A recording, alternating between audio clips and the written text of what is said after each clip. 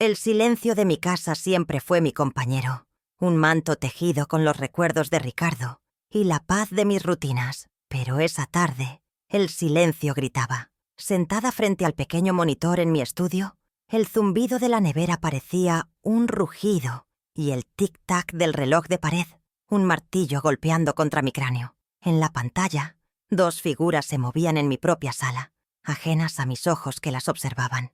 Eran mi hermana Verónica y su esposo, Octavio. El aire se sentía denso, pesado, como si el propio tiempo se hubiera detenido para obligarme a presenciar el momento exacto en que mi mundo se partía en dos. Mis manos, que minutos antes regaban las rosas con ternura, ahora estaban frías como el hielo, apretadas en un puño sobre mi regazo, mientras mi corazón latía con una violencia que me asustaba, una premonición amarga de lo que estaba a punto de descubrir en el santuario de mi hogar. «La vieja tonta se lo cree todo», dijo la voz de mi hermana, una voz que yo había consolado en Smianaona, sus fiebres infantiles y celebrado en sus logros. La risa de Octavio, grave y burlona, llenó la grabación y pareció retumbar en las paredes de mi estudio. «Vieja tonta». La frase se repitió en mi mente, cada sílaba un aguijón envenenado. Vi a Verónica tomar uno de los cojines que yo misma bordé y lanzarlo al aire con desdén. Octavio, recostado en el sillón favorito de Ricardo, estiró las piernas sobre la mesita de café. Un gesto de dominio, de falta de respeto que me revolvió el estómago. Se sentían dueños de mi casa, de mi vida, y yo, la anfitriona, la benefactora, era reducida a un apodo cruel, a un obstáculo a ser manipulado. La humillación fue una oleada caliente que me subió por el cuello y me quemó las mejillas. Observé cómo Verónica se acercaba a la vitrina donde guardo mis pequeños tesoros, las pocas joyas que me quedaron de mi madre y algunos recuerdos de mis viajes con Ricardo. Con una familiaridad que me heló la sangre, abrió la puertecita de cristal y tomó un broche de plata. Se lo puso en el pecho, mirándose en el reflejo del vidrio, y posó de forma exagerada, imitando a una gran dama. «¿Crees que se dará cuenta si esto desaparece?», preguntó con una sonrisa cómplice a Octavio. Él ni siquiera la miró, simplemente respondió: «Esa mujer vive en las nubes, no se da cuenta de nada, solo tienes que llorar un poco y te dará hasta las escrituras de la casa». Cada palabra era una palada de tierra sobre el ataúd de mi ingenuidad, enterrando décadas de amor y confianza bajo el peso de su codicia. Mi mente, en un torbellino de dolor, comenzó a proyectar imágenes de nuestra vida juntas. Recordé haberle pagado la universidad, renunciando a un viaje soñado con Ricardo. Recordé las innumerables veces que le di dinero para sus emergencias, siempre con una historia de desgracia que ahora entendía como una actuación bien ensayada. Cada sacrificio, cada gesto de amor, se retorcía ahora en una mueca grotesca de mi propia estupidez. ¿Cómo pude ser tan ciega?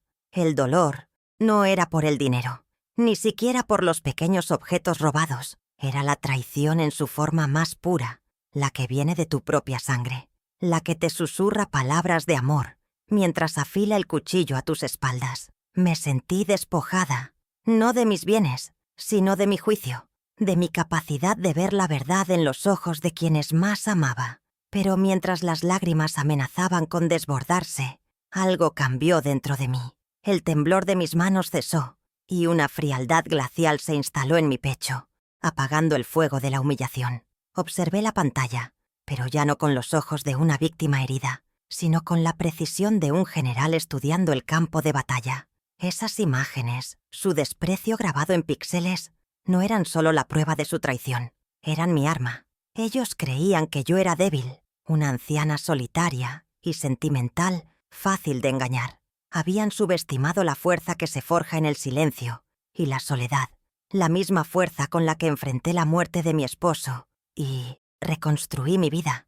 El dolor seguía ahí, pero ahora estaba acompañado de una determinación inquebrantable. La justicia, entendí en ese instante, no siempre llega del cielo. A veces hay que construirla con tus propias manos. Ellos no sabían que yo los estaba viendo.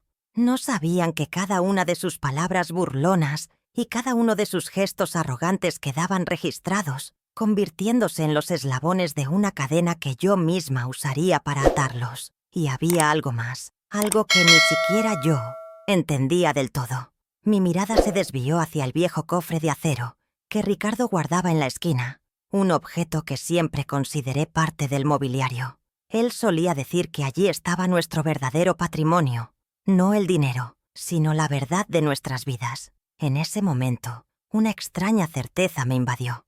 La clave para desenmascararlos no solo estaba en esa cinta de video, sino también dentro de esa caja fuerte. La función estaba por comenzar, y aunque ellos habían escrito los primeros actos de esta farsa, sería yo, Regina Morales, la vieja tonta, quien escribiría el final. Mi nombre es Regina Morales, y tengo 68 años. Hace una década que el amor de mi vida, mi Ricardo, me dejó para esperarme en un lugar donde, según dicen, no existen las traiciones ni el dolor. Desde entonces, vivo en esta casa que construimos juntos, ladrillo a ladrillo, con el sudor de su frente y la ilusión de mis sueños. Cada rincón guarda el eco de su risa, cada objeto, el calor de sus manos. Soy viuda, sí, pero nunca me he sentido completamente sola, porque su memoria es el habitante más fiel de este hogar. Sin embargo, tras ver esas imágenes en el monitor, por primera vez sentí un frío que ni el recuerdo de Ricardo podía calmar. La soledad se transformó en un monstruo, uno que no venía de la ausencia de los muertos, sino de la presencia de los vivos, de aquellos en quienes había depositado los fragmentos de mi corazón roto. Mi vida es modesta, pero digna. Ricardo me dejó una pequeña pensión, justa para mis gastos, y el alquiler de una casita adyacente que compramos como inversión nos da un respiro. No nado en la abundancia, pero nunca me ha faltado un plato en la mesa ni un techo sobre mi cabeza. Mi mayor lujo son mis rosales, un jardín que es mi orgullo y mi refugio. Siempre pensé que la verdadera riqueza no estaba en las cuentas bancarias, sino en la tranquilidad del espíritu y el amor de la familia. Qué ironía, ¿verdad? Yo, que predicaba sobre los tesoros del corazón, descubrí que mi propia familia veía mi generosidad no como un tesoro, sino como una mina de la que extraer sin piedad, pensando que mis recursos, como mi ingenuidad, eran inagotables. Mi dignidad, ese pilar que creía inquebrantable, ahora se sentía socavado por sus susurros y sus risas. Mi rutina es sencilla, casi un ritual sagrado que me ancla a la vida.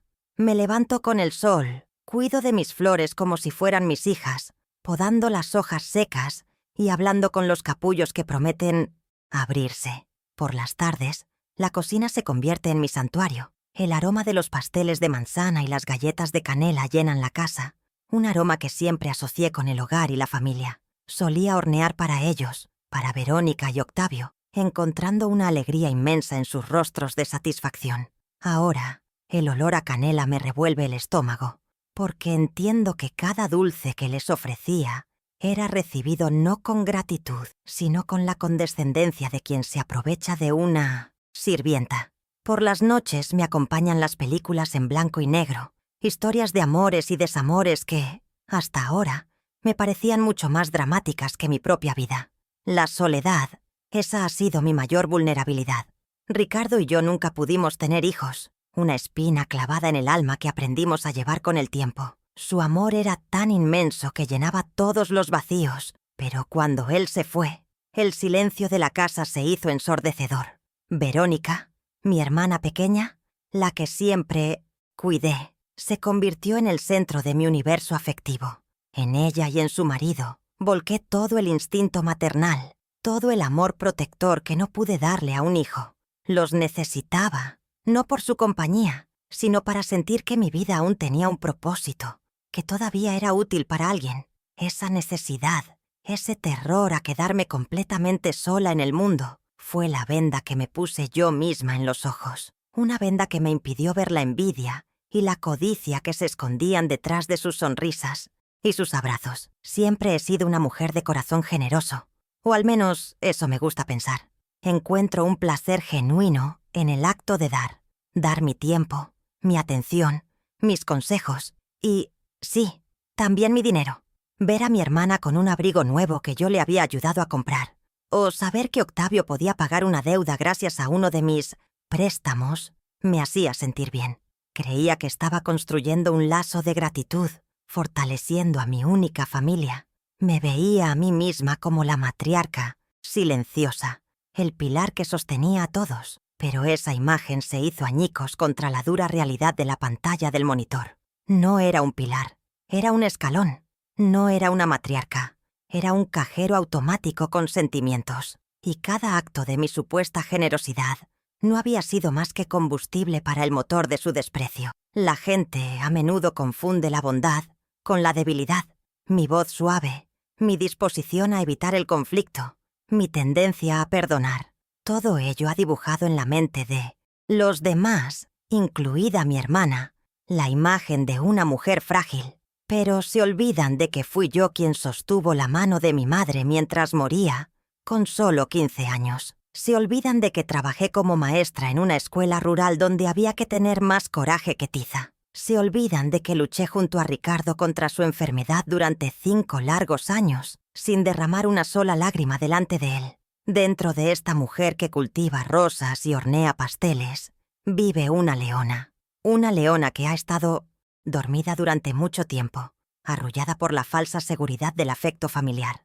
El rugido que siento crecer en mi pecho es nuevo para mí, pero sé que es la voz de la verdadera Regina, la que ellos nunca se molestaron en conocer. Así que esta soy yo, Regina Morales, no la vieja tonta que mi hermana describe en susurros, sino una mujer de 68 años que acaba de despertar de un largo y dulce sueño que resultó ser una pesadilla. El dolor de la traición es inmenso, un océano helado en el que siento que me ahogo. Pero en medio de estas aguas oscuras, también siento una corriente de fuerza que no sabía que poseía. La mujer que ellos crearon para su conveniencia ha muerto esa tarde, frente a una pantalla de seguridad. Y la mujer que renace de sus cenizas es alguien a quien ni siquiera yo conozco del todo, pero de algo estoy segura.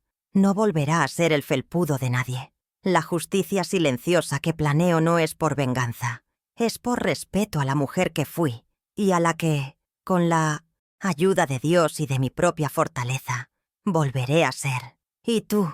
¿Qué habrías hecho en mi lugar? ¿Alguna vez has confiado ciegamente en alguien solo para descubrir que se aprovechaba de ti? Me destroza el alma pensar en ello. Cuéntamelo en los comentarios. Saber que no estoy sola me daría algo de fuerza. Como les decía, no tuve hijos, así que mi única familia directa es mi hermana, Verónica Morales. Es 13 años menor que yo. 55 años de vida que he visto pasar como si fueran míos. Para mí, siempre fue mi hermanita, la niña frágil de ojos grandes a la que le leía cuentos y a la que defendía de los bravucones en el patio del colegio.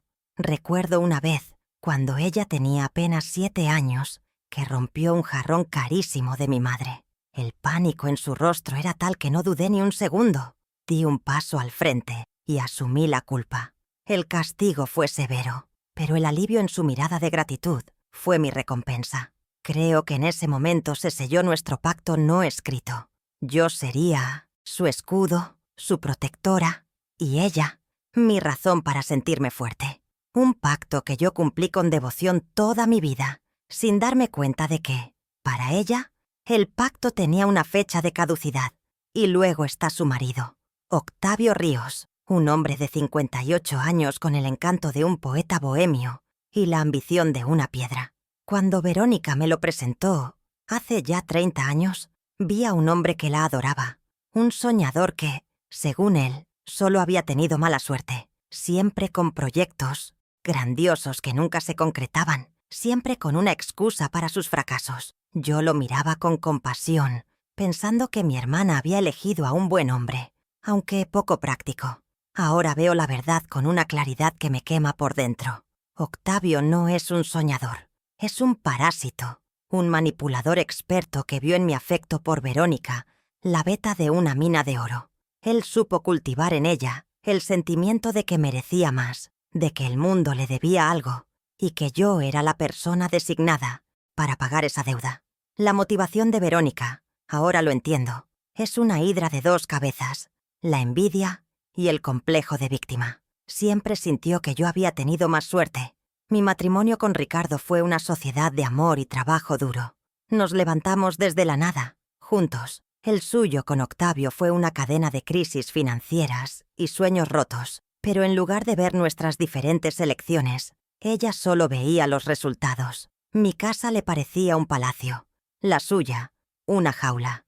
Mi estabilidad, una ofensa a su caos. Su gratitud, esa que me profesaba con abrazos y palabras almibaradas, era solo la máscara de una envidia que la corroía por dentro. Se convenció a sí misma de que yo le debía parte de mi suerte, como una especie de impuesto familiar, y así justificaba su dependencia y su resentimiento silencioso. Octavio, por su parte, es mucho más simple. Lo suyo es pereza, pura y dura, disfrazada de una filosofía de vida antisistema. Él no siente envidia de mí. Él simplemente me ve como un recurso, una herramienta. ¿Para qué trabajar de sol a sol si su cuñada Regina puede solucionar los problemas con un cheque? Durante años, perfeccionó su papel de hombre orgulloso que no quería aceptar caridad, forzando a Verónica a ser la que pedía, la que lloraba, la que suplicaba. Así, él mantenía sus manos limpias y su ego intacto. Él fue el titiritero que movía los hilos, susurrándole al oído a mi hermana, alimentando sus inseguridades y su codicia, convirtiendo su envidia en un plan, una estrategia para vivir de mí, hasta que no quedara nada que exprimir. Y yo, en mi ceguera, solo veía a un hombre que amaba a mi hermana y sufría por no poder darle más. El episodio que mejor define nuestra historia ocurrió hace unos 15 años. Vinieron a cenar un domingo, y Verónica tenía los ojos hinchados de tanto llorar. Entre sollozos, me contó que iban a perder la oportunidad de comprar el apartamento de sus sueños por no tener el dinero para la entrada.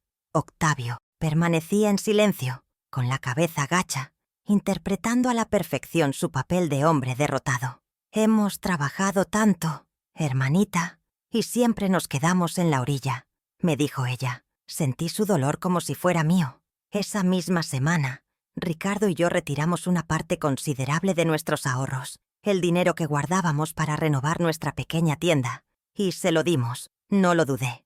La alegría en el rostro de Verónica al recibir el sobre fue, para mí, la mejor de las inversiones. Una inversión que, como ahora sé, no me dio réditos, solo me compró años de engaño. Nuestra relación no se rompió esa tarde frente al monitor. Solo se reveló la fractura que llevaba décadas creciendo en silencio.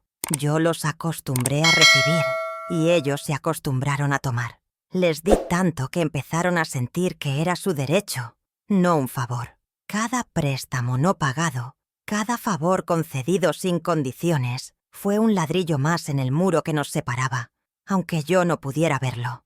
Yo alimenté su dependencia porque me hacía sentir necesaria, y ellos la aceptaron porque era más fácil que asumir la responsabilidad de sus propias vidas. La traición que vi en esas imágenes no fue un acto aislado, fue la culminación de miles de pequeños abusos de confianza, de un amor mal entendido que se convirtió, sin que nadie se diera cuenta, en una forma silenciosa y cruel de explotación. La vida con Ricardo fue una sinfonía de trabajo y amor. Él, detrás del mostrador de nuestra pequeña mercería, con su sonrisa amable y sus manos ágiles para despachar hilos y botones. Yo, en un aula llena de niños, con la voz cubierta de tiza y el corazón lleno de vocación. Recuerdo nuestras cenas, a menudo tardías y sencillas, sentados a la mesa de la cocina, con el cansancio pegado a los huesos, pero con la mirada puesta en el futuro. Cada moneda que ahorrábamos era un peldaño más en la escalera hacia una vejez tranquila. No soñábamos con lujos ni excentricidades, solo con la seguridad de tener un techo propio y no deberle nada a nadie. Un sueño humilde que construimos con el cemento del esfuerzo diario, sin saber que una parte de esa construcción estaba destinada a sostener a quienes, al final, solo buscarían debilitar sus cimientos. El primer gran sacrificio, el que marcó el rumbo de nuestra economía por años, fue la Universidad de Verónica. Ella era lista, soñaba con ser diseñadora, y nosotros soñábamos con verla triunfar. Así que hicimos números, apretamos el cinturón hasta casi no poder respirar y decidimos pagarle la carrera en una escuela privada. Fueron 5 años en los que la palabra capricho fue borrada de nuestro diccionario. Ricardo pospuso la compra de la furgoneta nueva que tanto necesitaba para el negocio.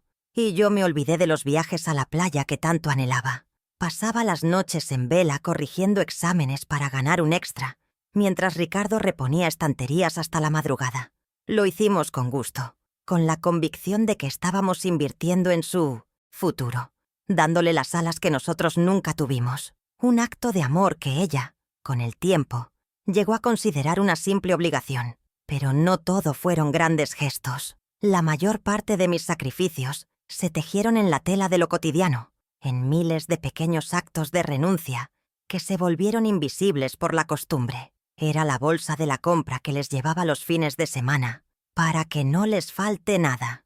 Era la factura de la luz que pagaba discretamente cuando me decían que no. Llegaban a fin de mes. Eran los zapatos nuevos para Octavio, antes de una entrevista de trabajo, o el vestido para Verónica para que pudiera ir a una boda sin sentirse menos que nadie. Cada uno de estos gestos era una pequeña fuga en mi economía y en mi energía, gotas de agua que, sumadas durante 30 años, formaron un océano de ayuda que ellos aprendieron a navegar con la naturalidad de quien se siente dueño del mar. El contraste entre nuestras vidas era a veces doloroso, aunque yo me afiantos esforzara por no verlo.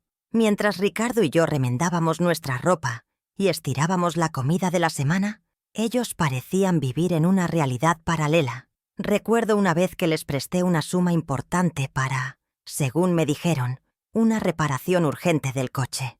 2 semanas después, vi en las redes sociales una foto de ellos sonriendo en un hotel con spa, en unas termas cercanas. Cuando les pregunté, con toda la delicadeza que pude, me dijeron que un amigo los había invitado. Sentí una punzada de duda, una pequeña herida en mi confianza, pero la justifiqué. Se merecen un descanso con la mala racha que llevan, me dije a mí misma, eligiendo, como siempre, la ceguera voluntaria antes que la incómoda verdad.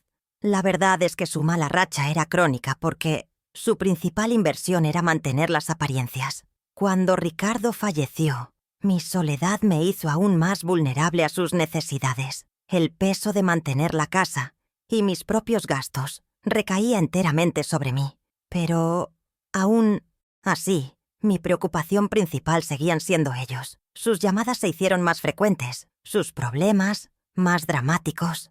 Ay, hermanita, si Ricardo estuviera aquí, él sabría qué hacer, me decía Verónica. Una manipulación tan sutil y tan cruel que me desarmaba por completo. Y yo, con tal de sentir que honraba la memoria de mi marido, el hombre generoso que siempre fue, abría mi cartera y mi corazón sin dudarlo. Saqué dinero de los ahorros que teníamos para mi vejez, el colchón de seguridad que Ricardo había insistido en construir, y se lo di, sintiendo que así él estaría orgulloso de mí. Qué equivocada estaba. Lo que nadie ve, lo que no se puede anotar en un libro de cuentas, es el sacrificio emocional. No era solo el dinero, era la carga mental de sus problemas, que yo asumía como propios. Eran mis noches de insomnio, pensando en cómo podrían pagar el alquiler. Era la ansiedad que sentía antes de que me llamaran, porque sabía que sería para pedirme algo. Yo me convertí en su terapeuta, su asesora financiera, su red de emergencia emocional. Todo en uno. Celebraba sus escasos logros como si fueran la conquista del Everest y lloraba sus fracasos con una angustia que ellos parecían superar con una pasmosa facilidad. A cambio, ¿qué recibía yo? Palmaditas en la espalda, promesas vacías y la certeza de que, si algún día era yo la que necesitaba ayuda, la respuesta sería un silencio incómodo. O, peor aún, una excusa bien elaborada. Ahora, las palabras de Ricardo resuenan en mi cabeza como un eco profético.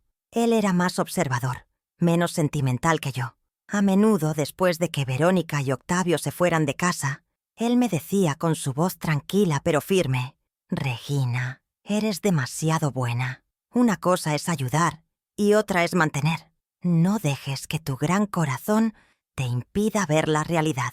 Yo siempre lo defendía. Le decía que era su única hermana, que no tenían a nadie más. Desestimé sus advertencias, creyendo que era desconfianza lo que sentía, cuando en realidad era sabiduría. Me duele reconocer que traicioné su instinto protector, que permití que su legado de trabajo y esfuerzo se convirtiera en el fondo de pensiones privado de 2 personas que nunca movieron un dedo por nosotros. Así que aquí está el balance final de mi vida de sacrificios. Décadas de trabajo incansable, de sueños pospuestos, de ahorros entregados, de preocupaciones y noches en vela. ¿Y cuál fue el retorno de mi inversión? El desprecio, la burla a mis espaldas, un apodo cruel susurrado en la seguridad de mi propia sala de estar. Descubrir esto es como si me hubieran arrancado una costra para revelar una herida purulenta que ha estado ahí por años. Duele como 1000 demonios, pero también, extrañamente, me libera. Ya no les debo nada. Ni mi dinero, ni mi tiempo, ni mi angustia. La deuda, por primera vez, ha cambiado de bando, y les aseguro que pienso cobrarla, no con intereses monetarios, sino con el precio más alto que existe, el de la verdad. Tras el colapso inicial, una extraña lucidez se apoderó de mí. Me levanté de la silla, apagué el monitor y me serví un vaso de agua, pero mis manos ya no temblaban. La vieja tonta había abandonado el edificio. En su lugar había una mujer con un propósito. Mi primer pensamiento estratégico fue claro como el agua. No confrontarlos. Aún no. Decidí dejar las cámaras grabando. Si esta era la verdad de su naturaleza, quería tener el retrato completo. Quería que ellos mismos, con su propia avaricia y su propia voz, tejieran la soga con la que se ahorcarían. Cada nueva conversación, cada gesto de desprecio que quedara grabado, sería un clavo más en el ataúd de sus mentiras. La cámara, que había instalado por una vaga sospecha sobre objetos desaparecidos, se había convertido en mi aliada más fiel, una testigo imparcial y silenciosa, que trabajaba para mí día y noche, acumulando la munición que necesitaría para la batalla que se avecinaba. Fue entonces cuando mis ojos se posaron en ella. La caja fuerte de Ricardo. Llevaba años en la esquina de mi estudio, una mole de acero oscuro y pesado que yo había integrado al paisaje de mi hogar como si fuera un simple mueble. Ricardo era un hombre metódico y reservado con sus papeles, y yo siempre respeté su espacio. A veces, en broma, se refería a ella como su caja de verdades. Yo sonreía, sin entender del todo a qué se refería. Pensaba que guardaba allí las escrituras, quizás algunos ahorros de emergencia. Nunca sentí la curiosidad de abrirla, ni siquiera después de su muerte. Era su mundo, y yo no sentía la necesidad de invadirlo. Pero esa tarde, sus palabras resonaron con una fuerza nueva y sobrecogedora. «Caja de verdades». De repente, sentí la urgencia imperiosa de saber qué verdades había decidido mi marido guardar bajo llave. Recordé dónde guardaba la llave. No estaba en un lugar obvio. Estaba en un sobre pequeño, pegado con cinta adhesiva en la parte inferior del cajón de su escritorio. «Para que solo tú la encuentres, mi Regina», me había dicho una vez, guiñándome un ojo. Mis dedos buscaron el sobre en la oscuridad polvorienta, y allí estaba, esperándome. El corazón me latía con fuerza mientras me arrodillaba frente a la caja. La llave, pequeña y de latón, se sentía helada en mi mano. La introduje en la cerradura y la giré. El sonido del mecanismo al ceder fue un clac, rotundo y metálico, que pareció romper el silencio de la casa y el de la última década. El pesado portón de acero se abrió con un ligero quejido, como un suspiro largo y contenido, revelando la oscuridad de su interior y con ella los secretos que mi marido se había llevado a la tumba. Mi primera impresión fue de una ordenada simplicidad. No había joyas deslumbrantes ni fajos de billetes, solo carpetas y legajos, apilados con la meticulosidad que tanto caracterizaba a Ricardo. En la parte superior, tal como sospechaba, estaban las escrituras de nuestras propiedades, los títulos que representaban toda una vida de trabajo. Sentí una punzada de ternura al ver su caligrafía en las etiquetas, pero debajo de todo eso, en el fondo de la caja, había algo más. Una pila de 5 cuadernos de contabilidad, de esos de tapa dura de imitación de cuero. No parecían documentos oficiales. El primero tenía una etiqueta escrita a mano. Cuentas familiares, tomo I. Mi curiosidad, ahora mezclada con un extraño nerviosismo, me llevó a tomarlo. Era pesado, denso, como si contuviera algo más que simples números. Lo abrí con el cuidado de quien abre una reliquia. Lo que encontré me dejó sin aliento. No era un diario personal sobre sus sentimientos, sino un registro detallado y exhaustivo de cada centavo que había salido de nuestra casa con destino a mi hermana y su marido. Página tras página, la elegante caligrafía de Ricardo listaba fechas, cantidades y conceptos. 20 de abril de 1995. Préstamo a Verónica para la matrícula de la universidad.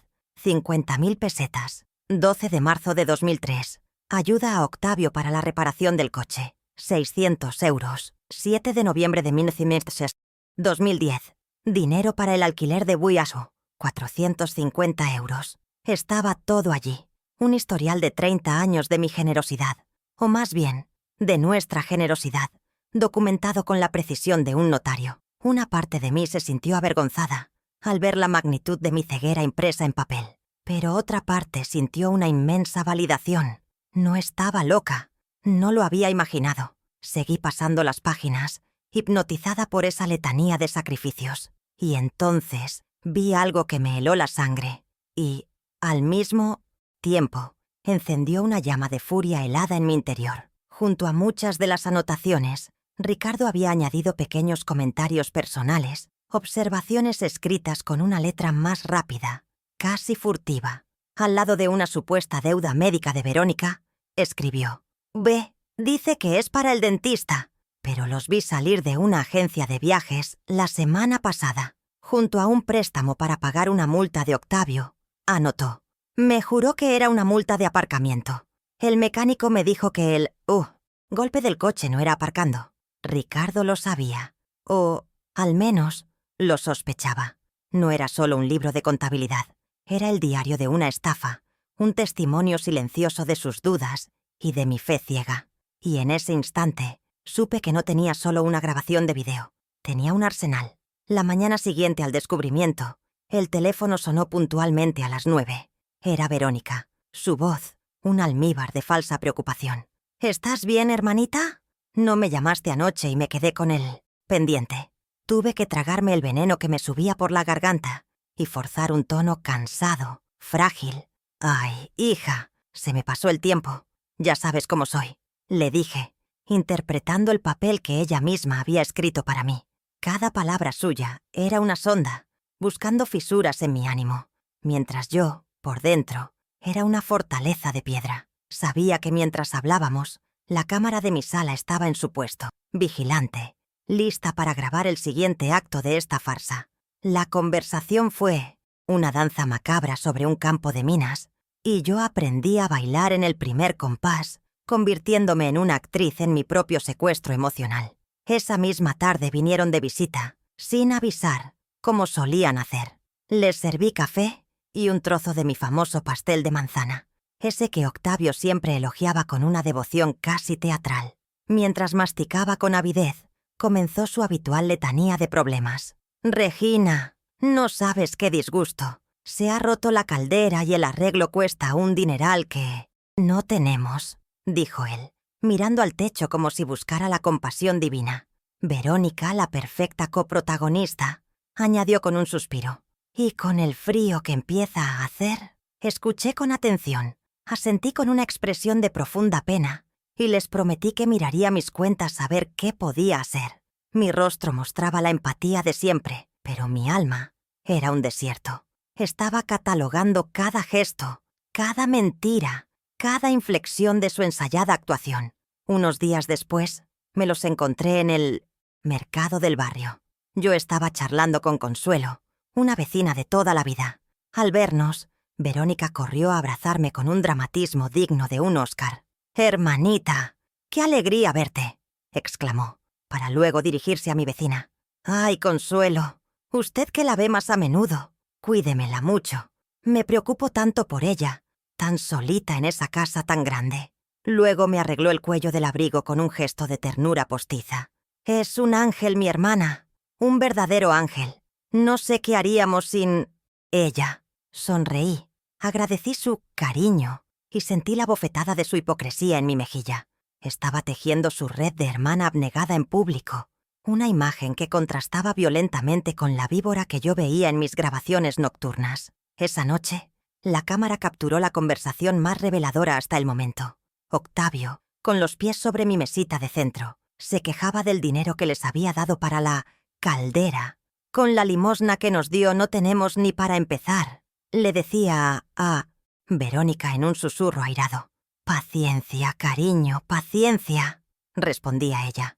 Estoy trabajando en algo más grande. La he estado convenciendo de que la casita de al lado le da muchos problemas. Si la vende podríamos invertir ese dinero en nuestro negocio. Solo hay que plantearlo bien, hacerle ver que es por su bien, para que no tenga que lidiar con inquilinos. Ya no se trataba de pedir prestado, de pequeños hurtos o de aprovecharse de mi generosidad. Estaban conspirando activamente para despojarme de mi patrimonio, del único ingreso extra que me dejó Ricardo. El plan era vaciarme por completo. A partir de ahí, la estrategia de mi hermana cambió, volviéndose más siniestra. Comenzó a sembrar dudas sobre mi estado mental. ¿Te acuerdas de lo que te dije ayer, Regina? Ay, hermanita, andas muy olvidadiza últimamente, me decía por teléfono. Cuando venía a casa, cambiaba objetos de sitio y luego me preguntaba si yo los había movido. Solo me preocupo por ti, repetía como un mantra. Quizás va siendo hora de que alguien te ayude con las cuentas, con los papeles. Es mucha responsabilidad para ti sola. Era un ataque sutil, una guerra psicológica de desgaste. Estaba intentando construir un caso, ladrillo a ladrillo, para demostrar que yo ya no era competente. Quería quitarme no solo mi dinero, sino también mi autonomía, mi voluntad. Quería convertirme en una marioneta en sus manos. La gota que colmó el vaso de mi paciencia fue el robo del relicario, un pequeño guardapelo de oro que Ricardo me regaló en nuestro primer aniversario y que yo guardaba como mi tesoro más sagrado.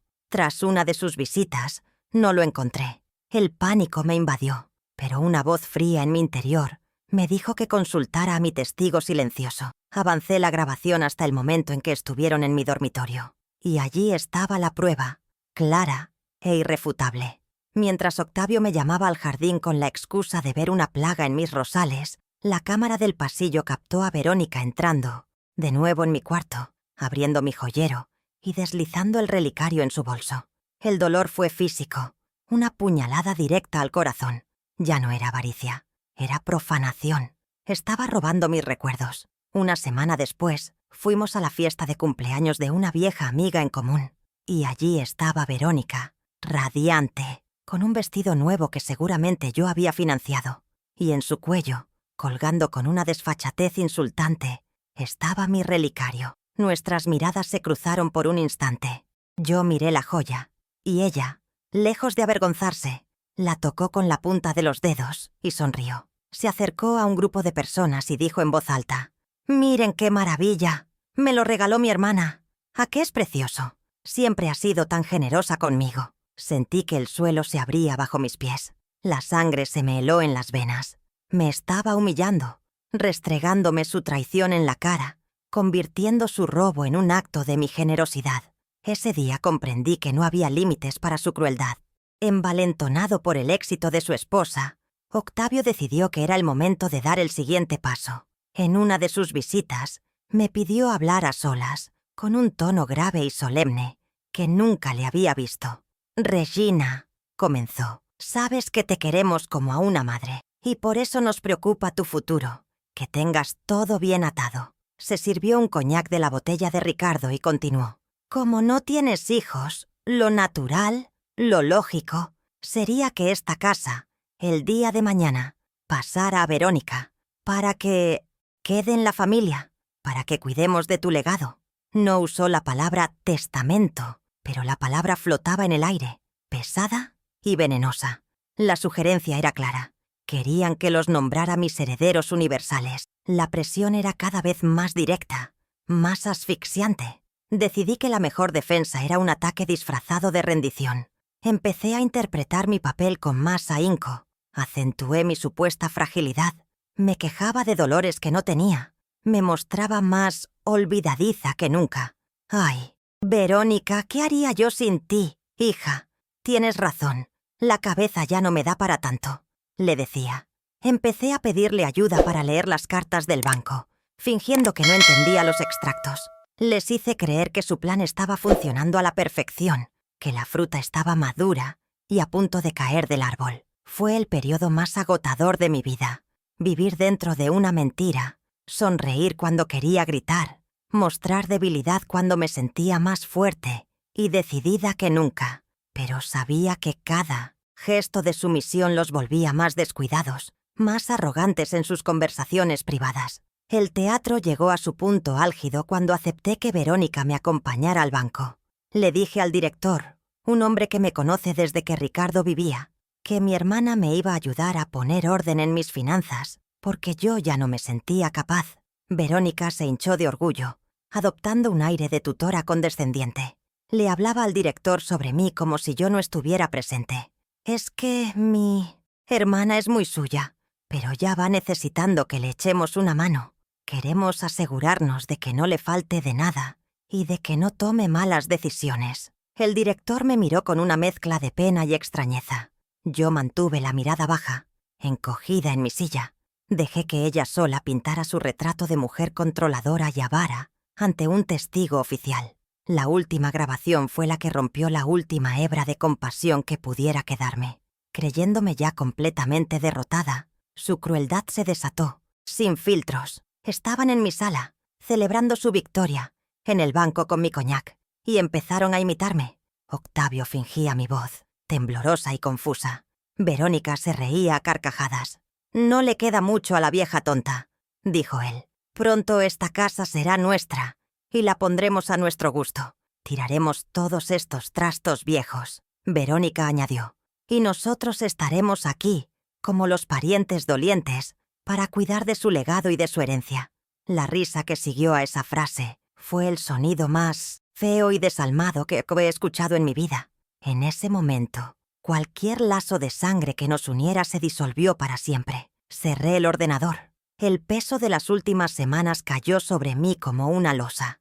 Me miré en el espejo oscuro de la pantalla y vi a una extraña, una mujer con los ojos endurecidos por el dolor y la determinación. La tristeza no se había ido, pero ahora estaba encapsulada en un diamante de pura resolución. Tenía todo lo que necesitaba: las grabaciones, el relicario que Verónica creía que le había regalado y, por supuesto, los diarios de Ricardo.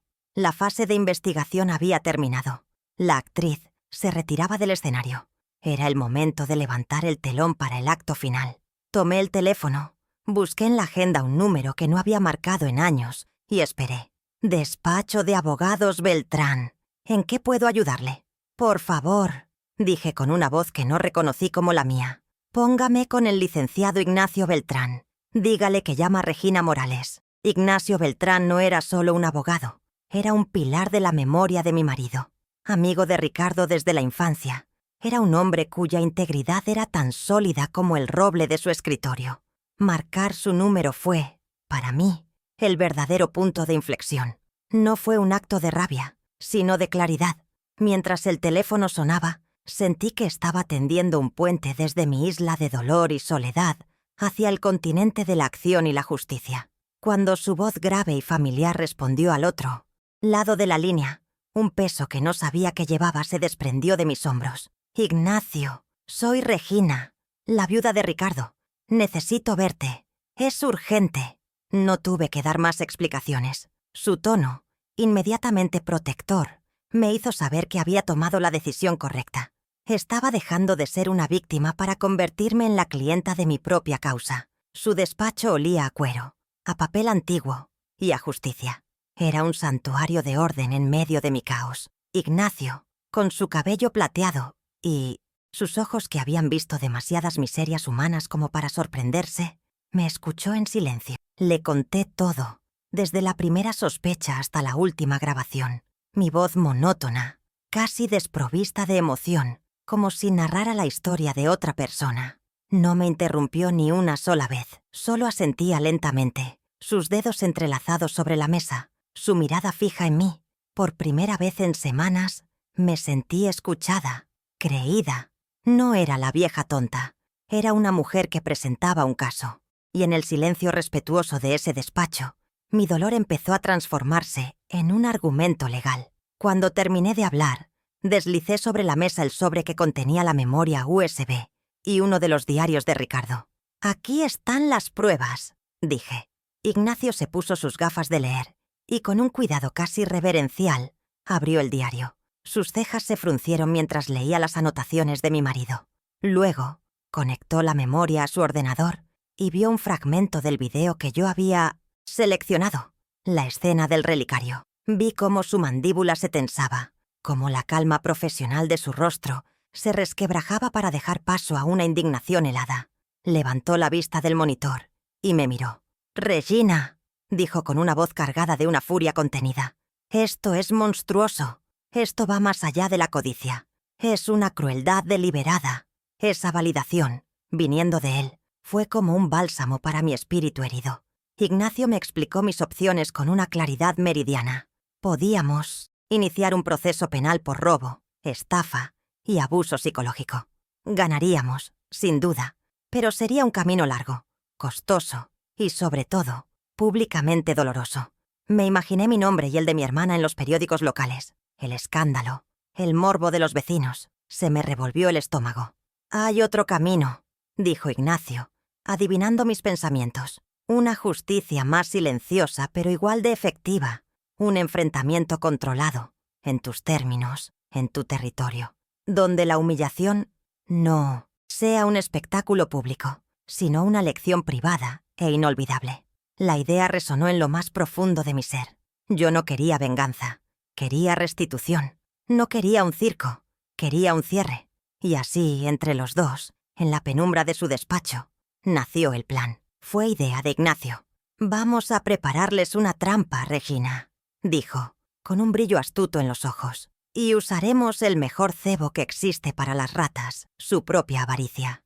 La idea de una cena, de un último acto en el teatro que ellos mismos habían creado, me pareció poéticamente perfecta. Sería en mi casa, mi escenario, donde yo dirigiría la función final. Ellos llegarían esperando el clímax de su plan, la rendición final de la vieja tonta, y en su lugar encontrarían el telón cayendo sobre su farsa. Por primera vez en mucho tiempo, sentí una chispa de algo parecido a la emoción, una energía oscura pero vigorizante que me recorrió el cuerpo.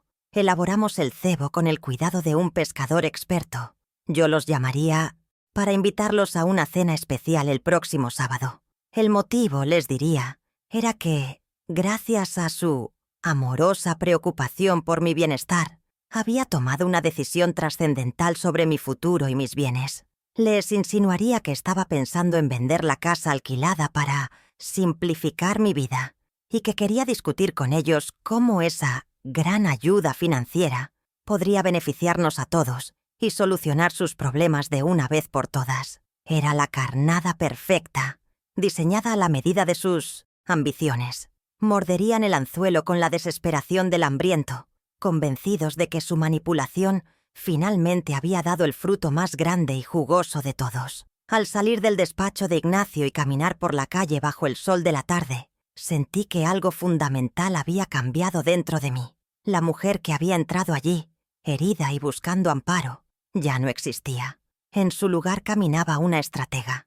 La necesidad de que Verónica me quisiera, la esperanza infantil de que un día se diera cuenta de mi amor y se arrepintiera, se había evaporado por completo. No sentía odio, sino un frío y absoluto desapego, como un cirujano que se prepara para extirpar un tumor. Ya no lloraba la pérdida de una hermana. Me preparaba para neutralizar a un adversario. El tiempo de implorar amor y respeto había terminado. Había llegado el tiempo de exigirlo, y si no me lo daban, de arrancarles la máscara delante del espejo. Esa misma noche, cogí el teléfono y marqué su número. Puse en mi voz el tono que había ensayado mentalmente, una mezcla de fragilidad y una excitación casi infantil. «Verónica, hija, soy yo.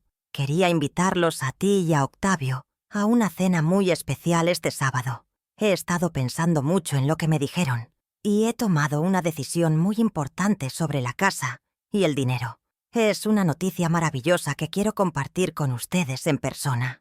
Hice una pausa y pude escuchar al otro lado de la línea un silencio cargado de electricidad, seguido por la voz de mi hermana, que intentaba sin éxito ocultar el temblor de la codicia en su respuesta. «Claro que sí, hermanita. Por supuesto que iremos. No faltaríamos por nada del mundo». El anzuelo estaba en el agua, y ellos ya habían picado. Los días previos a la cena fueron un juego de ajedrez silencioso, y yo por primera vez movía las piezas. Mi primera jugada fue sutil, pero calculada para desestabilizarlos. 3 días antes de la cita, llamé a Verónica con una voz temblorosa, cargada de una angustia fingida. «Verónica, hija, estoy tan disgustada. No encuentro por ninguna parte el relicario de oro que me regaló Ricardo. El que te di el otro día para que lo vieras. ¿No lo habrás visto tú por casualidad? Quería ponérmelo para la cena del sábado. Es un recuerdo tan importante para mí». La línea se quedó en silencio por un instante. Estaba obligándola a confrontar su robo, a tejer una mentira sobre otra. La estaba despojando de su coartada más cómoda, mi supuesto olvido. La reacción de mi hermana fue un torpe ballet de excusas. Tartamudeó. Negó haberlo visto y rápidamente desvió la culpa hacia mí. «Ay, hermanita, con tu cabeza. Seguro que lo guardaste en algún sitio y no te acuerdas. De todas formas, yo miraré en casa, no te preocupes». Colgó el teléfono, pero yo tenía a mi espía trabajando para mí. Esa tarde la cámara los grabó en mi sala, discutiendo en susurros airados. Octavio gesticulaba, furioso. Verónica caminaba de un lado a otro, nerviosa. La vieja tonta estaba recordando objetos específicos y objetos con un valor sentimental incalculable. Mi pregunta no había sido una simple pregunta, había sido una advertencia. Les estaba haciendo saber sin decirlo que había notado un vacío en el cajón de mis recuerdos y que sabía exactamente quién lo había provocado. Al día siguiente, Verónica se presentó en mi puerta con una sonrisa forzada y el relicario en la palma de su mano. Su historia fue una obra de ficción barata. «Mira lo que encontré, hermanita. Estaba en el bolsillo de aquel abrigo viejo que me prestaste el invierno pasado. ¡Qué despistada eres, por Dios!». Sabía perfectamente que yo no le había prestado ningún abrigo en años, pero acepté su versión con una dulzura casi maternal. «Ay, hija, gracias. Qué alivio más grande. Si no es por ti, con mi mala memoria». Tomé el relicario y por un segundo nuestras miradas se cruzaron. En mis ojos, ella no vio alivio, sino una calma gélida, un conocimiento profundo que la hizo apartar la vista. Fue mi primera, pequeña victoria. La ladrona había devuelto el botín, humillándose en el proceso. Mi segunda jugada fue más audaz. 2 días antes de la cena, la llamé de nuevo. Esta vez, mi tono no era de pánico, sino de una seriedad casi empresarial. «Verónica, he estado hablando con mi abogado, Ignacio Beltrán». Comencé, sabiendo que el simple nombre de Ignacio ya era una declaración de intenciones. «Como vamos a tratar temas de dinero tan importantes, me ha aconsejado que, por mi tranquilidad, ponga todas mis cuentas en orden. Así que he contratado a un contable para que revise mis papeles de los últimos años. Vendrá mañana a casa a recogerlos». La línea se quedó muda. Podía sentir el pánico viajando a través del hilo telefónico. Un contable, una tercera persona, un profesional que haría preguntas. La idea de un escrutinio externo era su peor pesadilla. La cámara, esa noche, fue mi cine privado. Octavio estaba fuera de sí. Un contable. ¿Pero de dónde ha sacado esa vieja la idea de un contable?, gritaba en susurros. «Te dije que ese abogado era mala influencia. Nos va a complicar las cosas. ¿Y si ese tipo empieza a preguntar por las transferencias?». Verónica intentaba calmarlo, pero su propia voz estaba teñida de ansiedad. «Tranquilo, es solo una vieja senil a la que su abogado le está metiendo miedo. Yo estaré allí mañana. Me encargaré de que el contable solo vea lo que tiene que ver». Pero su confianza era frágil. Había introducido un elemento incontrolable en su ecuación, una variable que no sabían cómo despejar. Su plan, que hasta ahora había sido un camino de rosas, se llenaba de repente de espinas. Durante décadas, mi vida había sido una reacción a los dramas que ellos creaban. Sus deudas, sus emergencias, sus caprichos. Ahora, Por primera vez, la situación se había invertido. Eran ellos los que reaccionaban a mis acciones, los que susurraban con miedo en mi sala de estar, los que intentaban adivinar mi siguiente movimiento. Sentí una oleada de poder, una sensación embriagadora de tener el control de mi propia narrativa. Ya no era la espectadora pasiva de mi propio despojo, era la guionista, la directora y la protagonista de mi liberación. Si quieres saber cómo sigue esta historia de justicia, suscríbete y acompáñame, porque lo que viene ahora es el principio del fin para ellos y el comienzo de mi nueva vida. Al día siguiente, tal como anuncié, un joven impecablemente vestido, con un maletín de cuero y un aire de implacable eficiencia, llamó a mi puerta. Era un asociado del bufete de Ignacio, pero para mi hermana era el temido contable. Verónica ya estaba allí, con la excusa de ayudarme con el papeleo. Yo interpreté mi papel a la perfección, mostrándome abrumada y confusa. «Ay, hija, no sé ni por dónde empezar. Ayúdale tú a este buen hombre, que yo de números no entiendo nada», le dije, cediéndole el control de una situación que estaba a punto de explotar en sus manos. Ella, sintiéndose de nuevo en su elemento, asintió con condescendencia y se dispuso a manejar al contable. Pero el joven no era manejable. Con una cortesía glacial, empezó a hacer preguntas directas y afiladas, dirigiéndose a Verónica como si ella fuera la administradora de mis bienes. «¿Podría explicarme, por favor, el concepto de estos retiros mensuales en efectivo de la cuenta de su hermana? Son cantidades considerables y no veo ningún justificante». Y continuó. «Observo también una serie de transferencias periódicas a una cuenta a su nombre. ¿Corresponden a la devolución de algún préstamo?» Verónica, que esperaba lidiar con una anciana confundida, se encontró de pronto en medio de un interrogatorio. Palideció, balbuceó excusas sobre gastos compartidos y ayudas familiares, su fachada de control desmoronándose con cada pregunta. Cuando el supuesto contable se fue, dejando tras de sí una estela de preguntas venenosas en el aire, Verónica estaba visiblemente alterada. Intentó restarle importancia, pero su nerviosismo era evidente. «Qué hombre tan impertinente y desagradable», me dijo, mientras recogía los papeles con manos temblorosas. «Tú no necesitas que nadie meta las narices en tus asuntos familiares, hermanita. Solo buscan sacarte el dinero». Pero sus palabras ya no tenían el peso de antes. El miedo se había instalado en sus ojos. Sabía que algo había cambiado, que una fuerza externa y desconocida estaba revisando los cimientos de su engaño. La tierra firme sobre la que habían bailado durante 30 años empezaba a temblar bajo sus pies. Llegó el día de la cena, el sábado. Pasé la mañana en una calma extraña, casi sobrenatural. Limpié la casa, no con la fatiga de la rutina, sino con el esmero de quien prepara un escenario para un evento histórico. Pulí la platería, coloqué mis mejores copas y puse la mesa con una precisión ceremonial. Puse 3 platos, el mío, el de Verónica y el de Octavio. Y luego, tras un instante de duda, añadí un 4.º plato, un 4.º juego de cubiertos, en la cabecera de la mesa. En el aparador, junto a la televisión, coloqué el mando a distancia. A su lado, como un invitado de honor silencioso, reposaba el primer tomo del diario de mi marido. Me miré en el oscuro reflejo de la pantalla. La función estaba a punto de comenzar.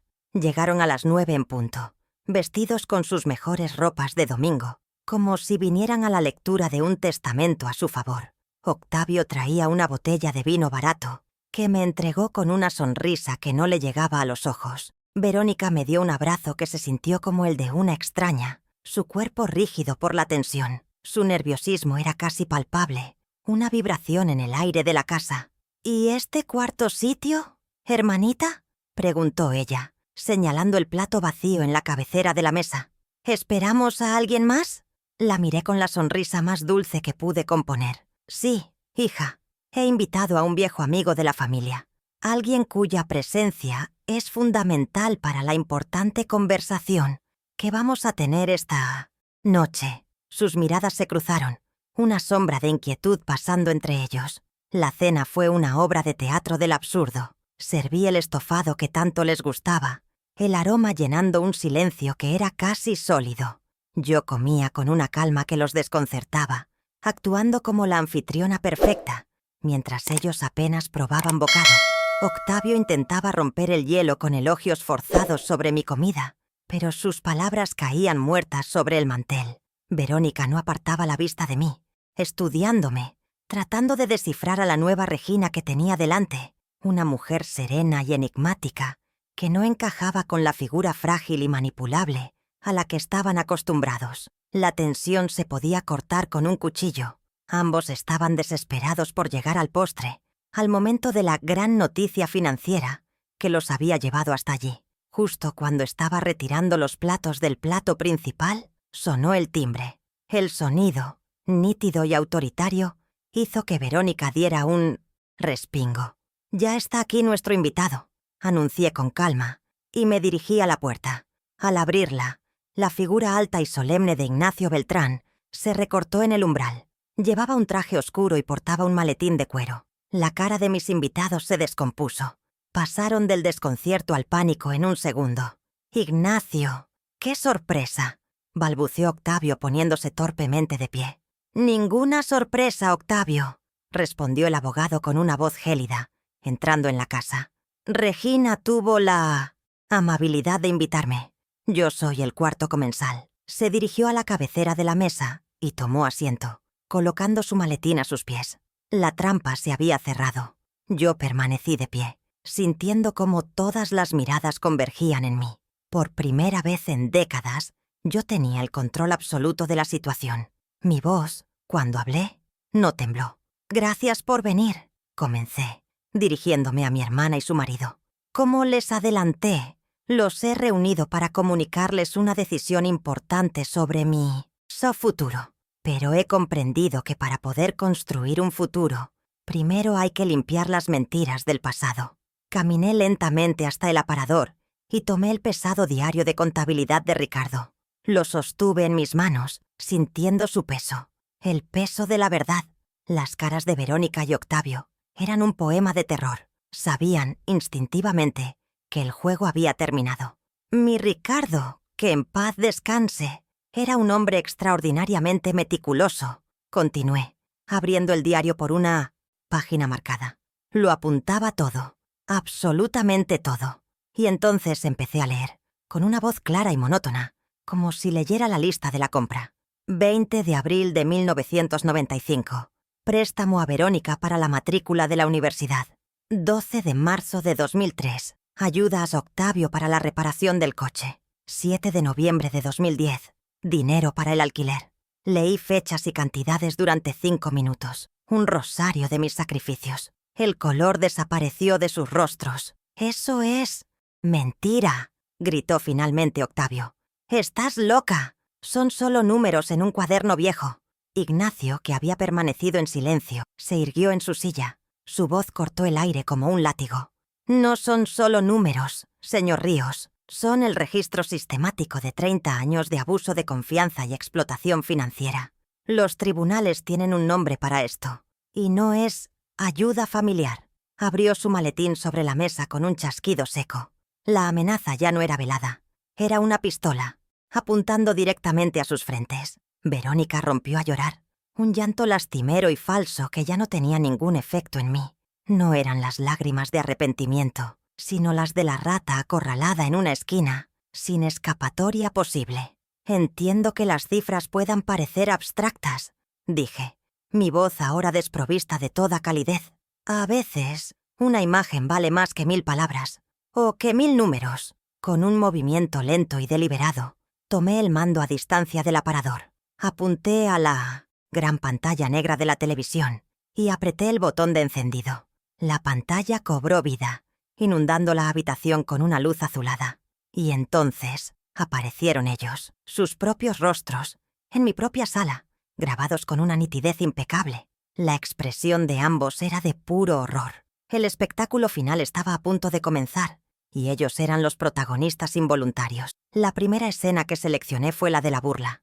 La voz de mi hermana, clara como un cristal, llenó el comedor. «La vieja tonta se lo cree todo». Su risa y la de su marido retumbaron en la habitación, un eco grotesco de su traición.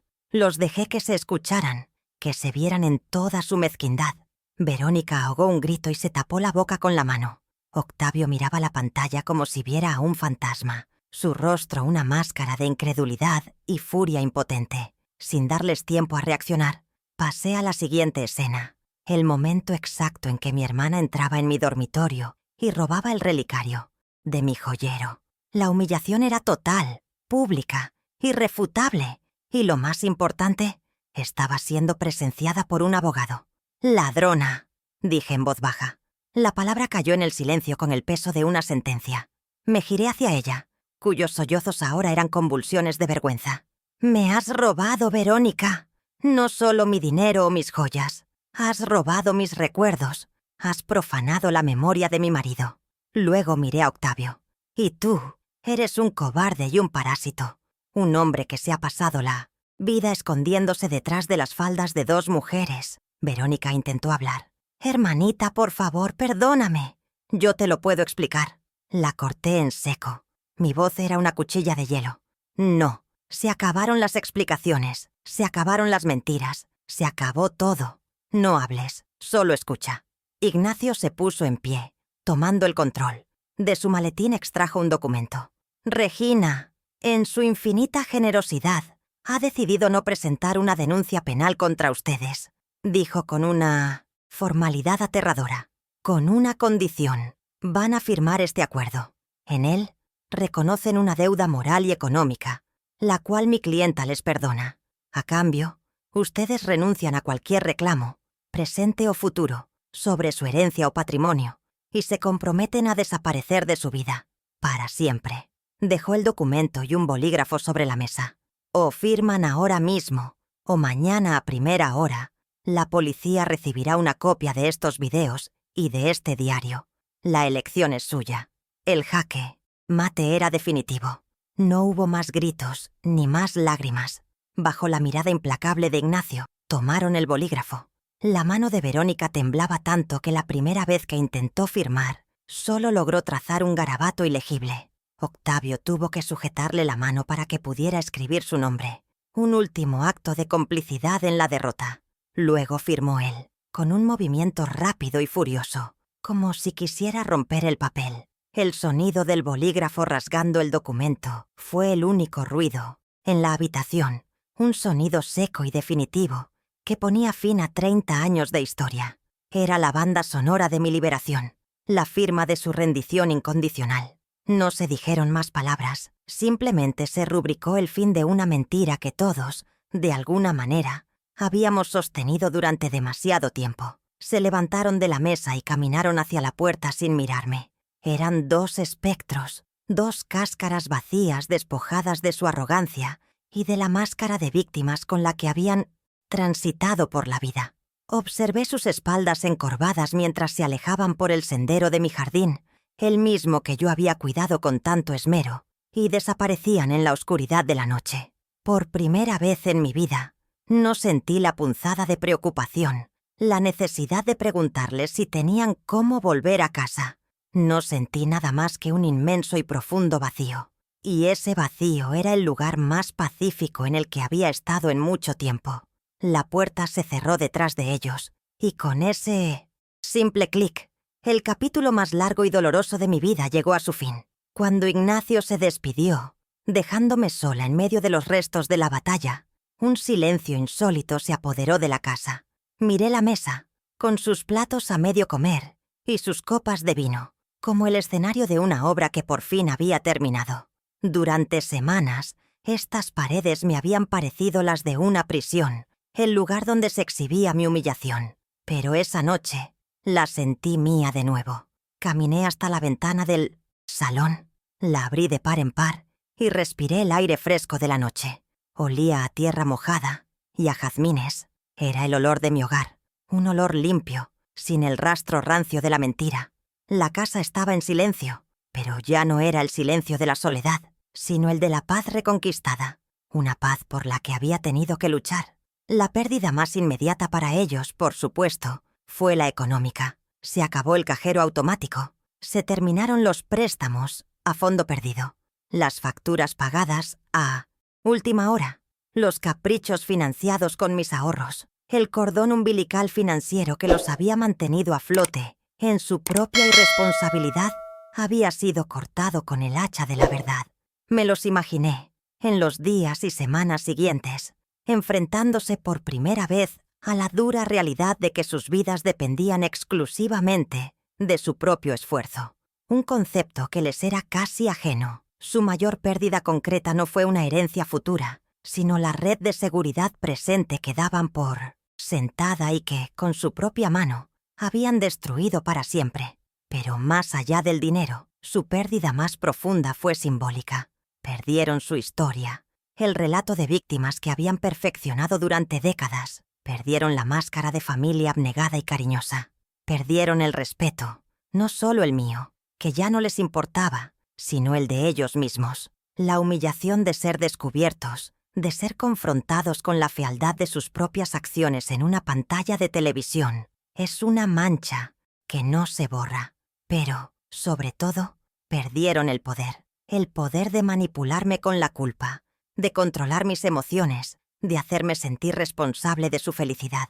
Esa fue su verdadera condena. Se quedaron sin su marioneta y de repente tuvieron que enfrentarse a sus propias manos vacías. Mi vida, en cambio, floreció en el espacio que ellos dejaron. Los días se llenaron de una calma productiva. Volví a cuidar de mis rosales, no como una terapia para el dolor, sino como una celebración de la belleza. Empecé a hornear de nuevo, pero esta vez para mí, para Consuelo, mi vecina, para las chicas del club de lectura al que finalmente me apunté. Hice ese pequeño viaje a la costa que Ricardo y yo siempre habíamos pospuesto, y sentada frente al mar, sentí su presencia a mi lado, sonriendo, orgulloso. Mi tiempo, mi energía, mis pensamientos y mis modestos recursos eran míos, y solo míos. Ya no vivía pendiente de la próxima llamada, de la próxima crisis inventada. Vivía, simplemente vivía. El dolor por haber perdido a la hermana que yo creía tener no desapareció de la noche a la mañana. Se quedó ahí, como una cicatriz fina y pálida en el tejido de mi alma. Pero ya no era una herida abierta que supuraba. Estaba limpia, cerrada, y sobre esa cicatriz creció algo mucho más fuerte, el amor propio.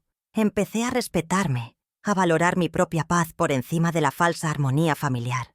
Me miraba en el espejo y veía a una mujer que había atravesado un infierno y había salido por el otro lado, no ilesa, pero sí íntegra.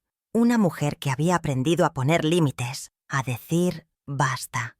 Una mujer que había descubierto que la dignidad es el único patrimonio que nadie te puede embargar.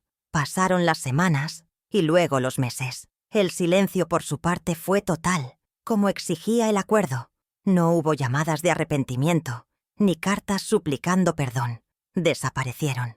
Tiempo después, Consuelo me contó que una prima lejana le había dicho que se habían mudado a otra ciudad, al parecer, huyendo de deudas y de la vergüenza. No sentí ni alegría ni pena, solo una lejana indiferencia. Comprendí que no había posibilidad de reconciliación, porque para eso se necesitan dos personas dispuestas a reconstruir sobre la verdad, y ellos habían demostrado que la verdad no era su material de construcción. Perdonar, quizás algún día. Olvidar, nunca. Volver a confiar, imposible. Así que este es mi balance final. Perdí a la única familia de sangre que me quedaba, pero me gané a mí misma. Y mirándolo con la perspectiva que da el tiempo, puedo decir sin dudar que salí ganando. Mi casa ya no está llena de los fantasmas de la traición, sino de la serena fortaleza de mi propia compañía y del recuerdo agradecido de un hombre bueno, mi Ricardo, cuya sabiduría póstuma, guardada en unos viejos diarios, me iluminó el camino de vuelta a casa, de vuelta a mí. Mi historia no tiene el final feliz de los cuentos de hadas, con abrazos y perdones. Tiene algo mucho mejor, un final justo, un final verdadero, un final en paz. Si algo he aprendido en este doloroso final de mi vida, es que los lazos de sangre no garantizan una familia, solo garantizan el parentesco. La verdadera familia es aquella que se construye día a día sobre los cimientos del respeto, la honestidad y la gratitud. Es un jardín que, si no se riega con reciprocidad, se seca y muere, por muy profundas que sean sus raíces. Durante demasiado tiempo, yo regué un desierto esperando que florecieran rosas, confundiendo mi amor incondicional con una obligación de sacrificio ilimitado.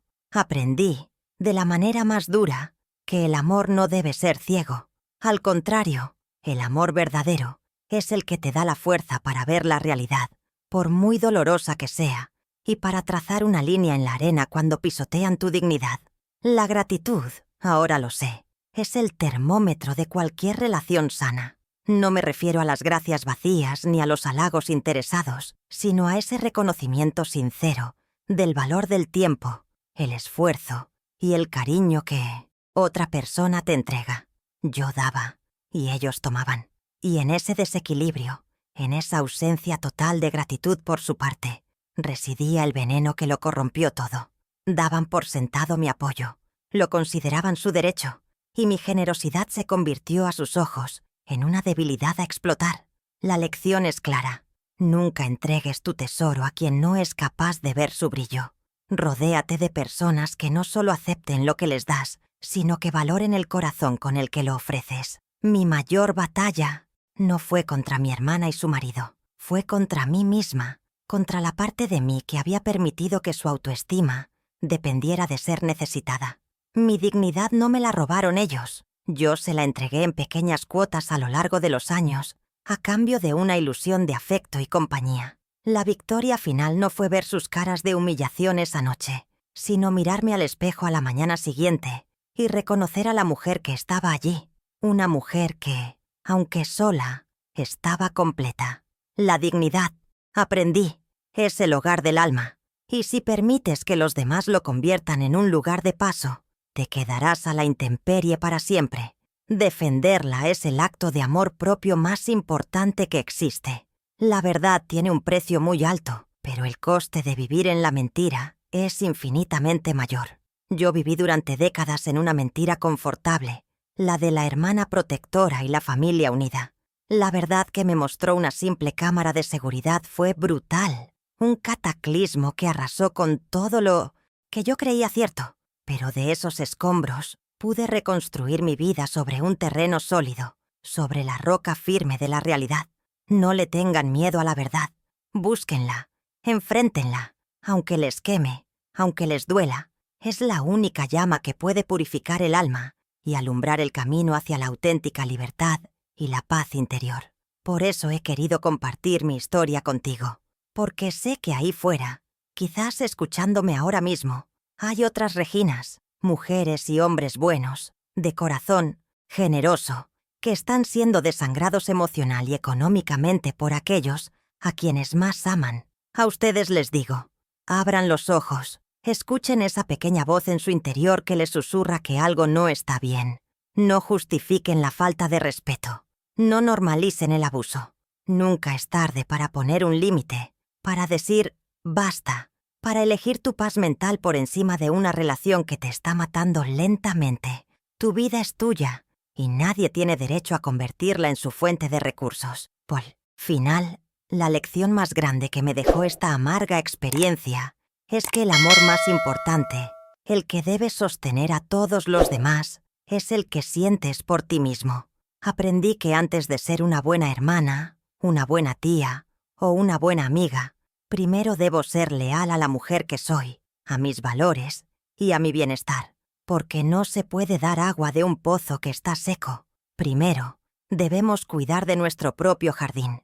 Gracias por acompañarme hasta el final de mi relato. Si mi historia te ha conmovido o crees que puede ayudar a alguien, compártela. A veces, la experiencia de un extraño puede ser la luz que necesitamos para encontrar nuestro propio camino.